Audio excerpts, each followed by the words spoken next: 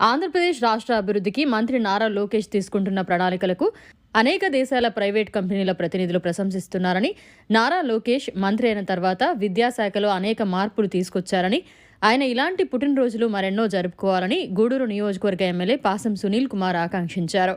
మంత్రి నారా లోకేష్ పుట్టినరోజు సందర్భంగా గూడూరు పట్టణంలోని ఎమ్మెల్యే క్యాంపు కార్యాలయంలో పుట్టినరోజు వేడుకలు ఘనంగా నిర్వహించారు. ఈ సందర్భంగా ఏర్పాటు చేసిన భారీ కేక్ను ఎమ్మెల్యే పాసం సునీల్ కుమార్ మరియు నాయకులు కట్ చేసి అందరికీ అందించారు. అనంతరం రక్తదాన శిబిరాన్ని ప్రారంభించారు. యువకులు, నాయకులు, కార్యకర్తలు ఉత్సాహంగా పాల్గొని రక్తదానం చేశారు. ఈ సందర్భంగా ఎమ్మెల్యే సునీల్ కుమార్ మీడియాతో మాట్లాడారు. ఈ కార్యక్రమంలో నాయకులు శీలం కిరణ్ కుమార్, భాస్కర్ రెడ్డి, బిల్లు చెంచురామయ్య, పులిమి శ్రీనివాసులు, మట్టం శ్రావణిరెడ్డి, వెంకటేశ్వరరాజు, రహీం, వెంకటేష్, సునీల్, లీలావతి, శ్రీదేవి, గుండాల భారతి తదితరులు పాల్గొన్నారు.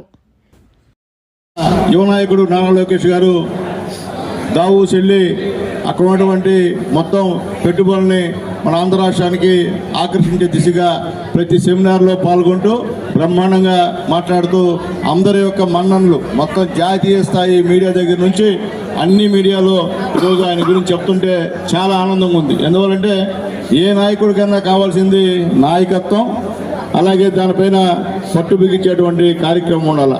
అవన్నీ ఈరోజు మా నాయకుడు నారా లోకేష్ బాబు గారికి ఉన్నాయని చెప్పి మేము ధైర్యంగా చెప్తున్నాం. ఆయన నాయకత్వంలో రాబోయే రోజుల్లో తెలుగుదేశం పార్టీ మరింత ముందుకెళ్తుందని చెప్పి మనస్ఫూర్తిగా కోరుకుంటూ, రాబోయే రోజుల్లో నారా చంద్రబాబు నాయుడు గారు, అలాగే ఉప ముఖ్యమంత్రి మా పవన్ కళ్యాణ్ గారు, అలాగే మోడీ గారి ముగ్గురు ఎన్డీఏ గవర్నమెంట్ మొత్తం ముగ్గురు నాయకత్వంలో ఈ రాష్ట్రం బ్రహ్మాండంగా ఉజ్వలంగా ఉంటుందని చెప్పి కోరుకుంటూ, అప్పుడు ఉన్నటువంటి రాష్ట్రాన్ని చంద్రబాబు నాయుడు గారు, పవన్ కళ్యాణ్ గారు, మా లోకేష్ బాబు గారి నాయకత్వం ఈరోజు లాభాల్లో తీసుకొచ్చేటువంటి ప్రక్రియ జరుగుతుందని చెప్పి ధైర్యంగా చెప్తున్నాం.